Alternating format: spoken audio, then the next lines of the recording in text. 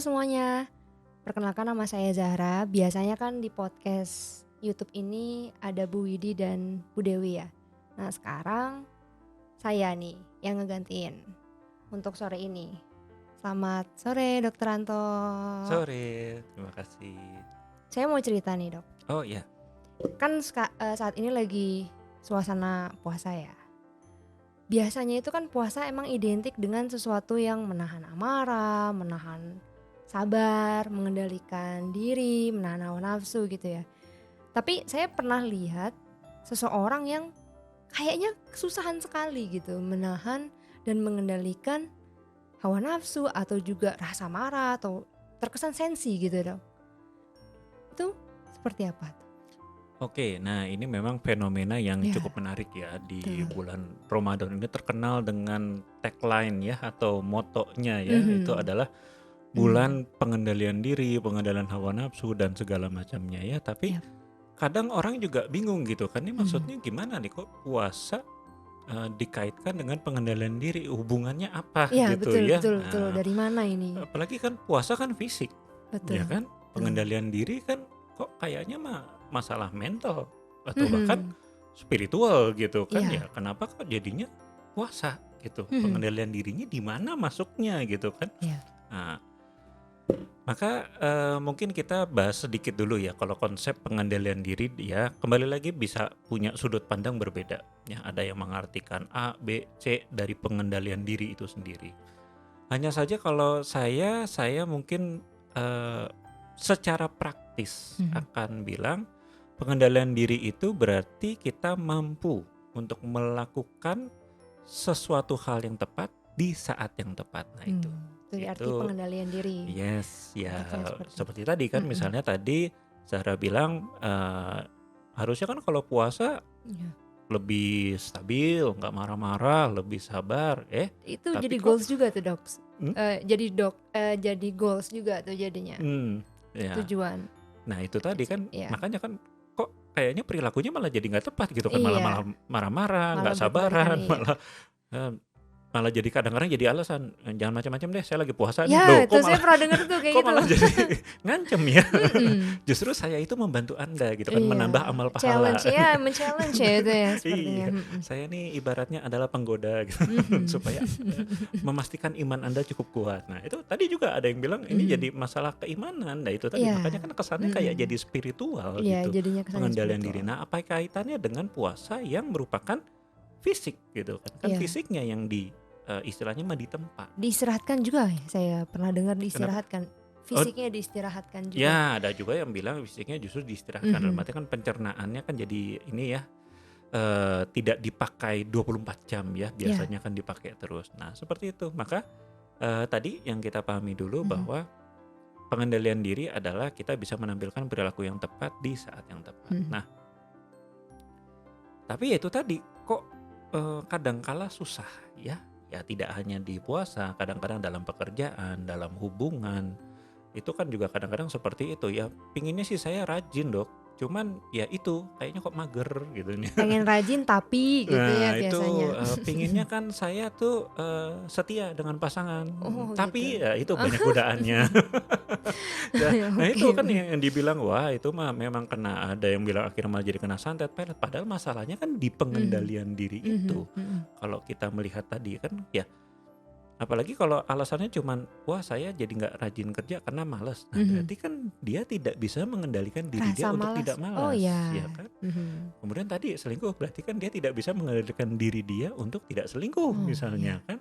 Nah ini kan jadi fenomena gitu kan Mhm. sebetulnya bukan hanya di bulan puasa, Mhm. tapi juga di dalam kehidupan kita sehari-hari, ya Mmm. seperti itu.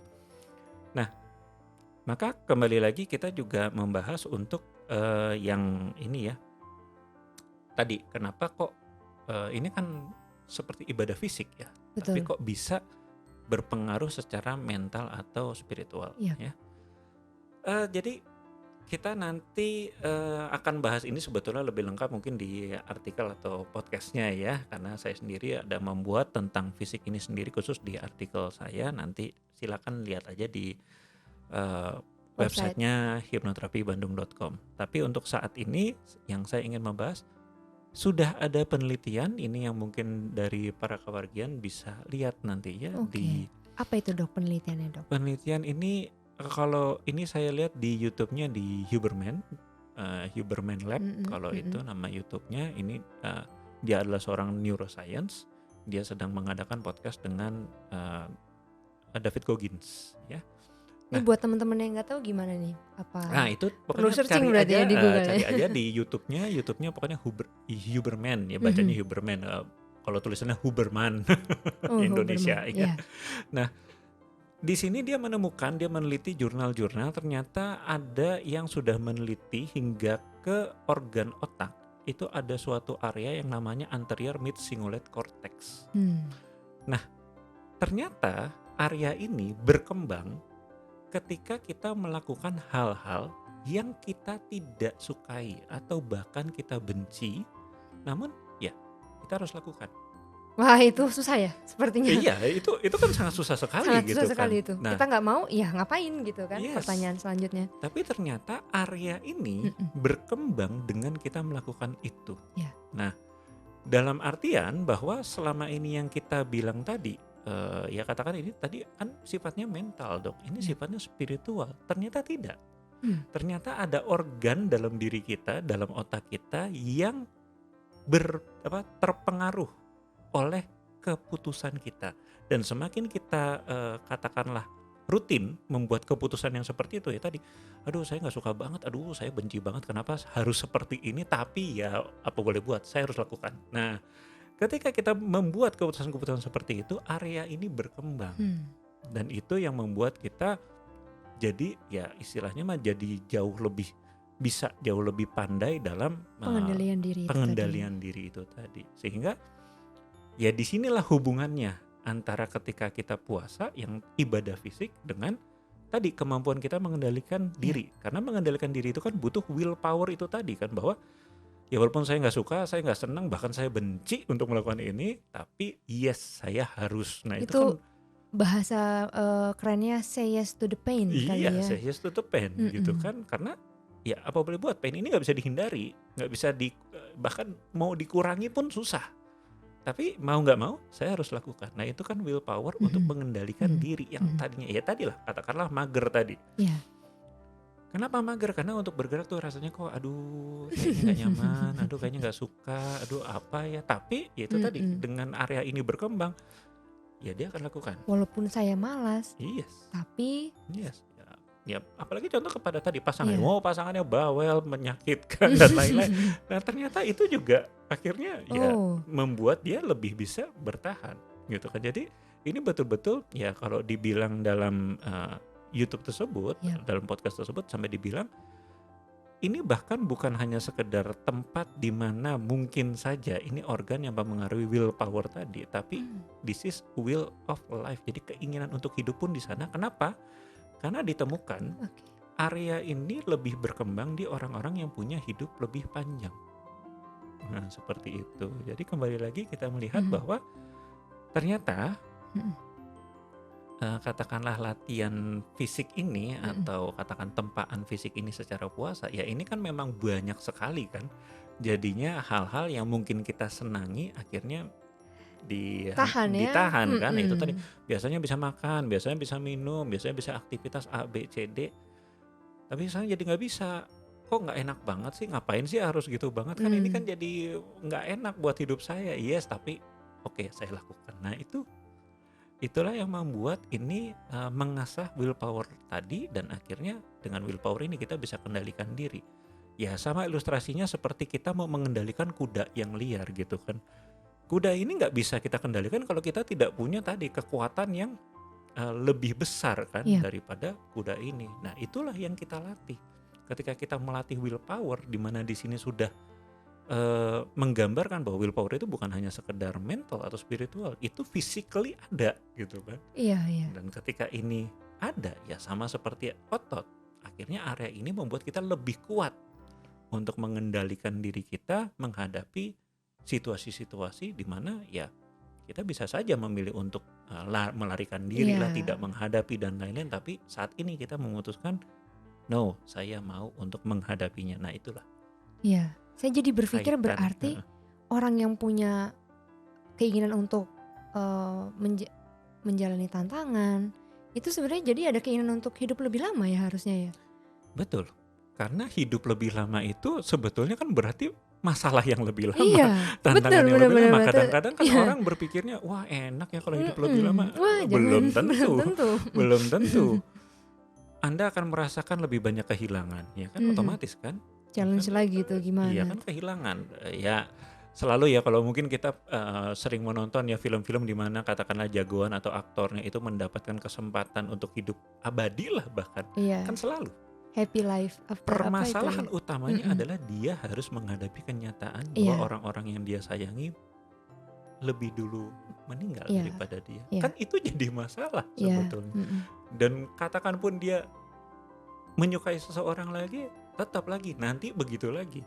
Orang yang dia senangi, orang yang disayangi, dia harus pergi, meninggal lebih iya, dulu. Terus seperti itu. Sehingga banyak orang bahkan bilang ya dalam film-film yang seperti itu, ini bukan berkah, ini kutukan. jadi kutukan, Kecuali mhm, mungkin dia bersama orang lain yang juga punya keabadian seperti dia, kan itu baru. Tapi kalau keabadian itu berarti kesendirian, well ternyata no, itu ternyata jadi masalah gitu kan. mhm Nah itu, sehingga mhm, ya tadi bahwa ketika orang hidup lebih lama ya dia akan menghadapi lebih banyak masalah. Karena hidup itu kan seperti itu, selalu masalah demi masalah, tidak pernah selesai.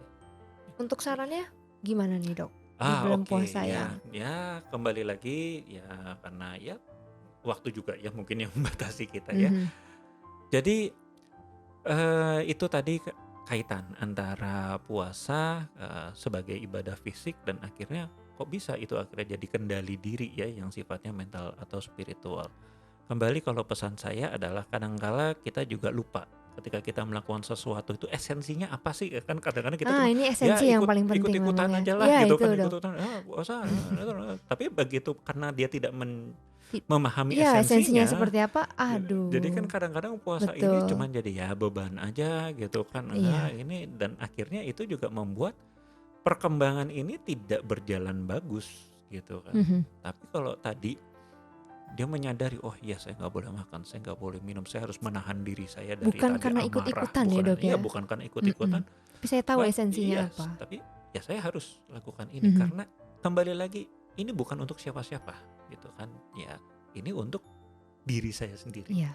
Ini untuk melatih diri saya sendiri. Berarti Nah, penting ya Dok ya, mencari tahu esensi, mengetahui terlebih dahulu betul. esensi manfaat buat diri kita sendiri. Yes, Mhm. karena itu yang akan mempercepat kita mencapai hasil. Ya Heeh sama heeh. ketika kita ke gym gitu kan, ke gym Mhm. nih mau ngelatih badan nih kan gitu kan. Iya. Alat udah ada, kita juga bisa lihat oh orang oh makainya gini, oh makainya gini. Tapi kalau kita tidak ngerti esensi, itu sebetulnya latihan kayak gitu tuh buat ngelatih Buat otot apa? apa Iya sih? sih, Terus mhm. napasnya gimana? Hitungannya Betul, berapa? hitungannya berapa, Bagaimana cara setnya berapa ya saya segitu, tahu gitu iya. kan? Ini apakah bisa tiap hari atau enggak? Nah, Mhm.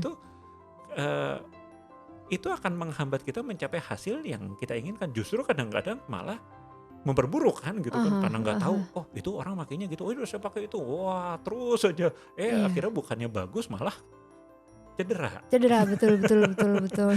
Takutnya kan begitu ya Mhm itulah kalau kita tidak paham ilmu kita mhm. tidak paham esensinya kadangkala kita justru makin dijauhkan dari hasilnya karena ya cara kita melakukannya jadinya Tidak dalam selaras tanda ya, kutip Dok ya, dengan tidak selaras esensi atau bahkan salah dan mhm, resikonya justru merusak merusak. atau bahkan cedera. Nah itu, nah jadi pesannya ya kita harus selalu memahami esensi dan itu akan membuat kita jauh lebih mudah untuk mencapai hasilnya. Ini sebenarnya menarik topiknya, cuman karena waktu kita ya, Dok ya, Iya, udah keburu ini. Mungkin kapan-kapan lagi kita bahas hal-hal menarik lainnya. Kalian bisa stay ataupun juga subscribe YouTube channel dari Sayaga Hipnoterapi atau juga main-main ke Instagramnya Sayaga Hipnoterapi Bandung. Jangan lupa pakai Bandung ya, supaya ada pengingatnya atau soalnya kami punya 2 nih Dok ya, akunnya. Jadi biar tahu bahwa ini punya kita yang sekarang, aktifnya sekarang, seperti itu. Terima kasih Dokter Anto karena sore sama-sama. ini sudah mau berbagi pengetahuan dan wawasan tentang puasa. Seharusnya memang harusnya sih ya tidak boleh sensi. Bahkan harusnya juga bisa menahan amarah atau juga sensi itu. Sampai jumpa di episode selanjutnya. Bye-bye.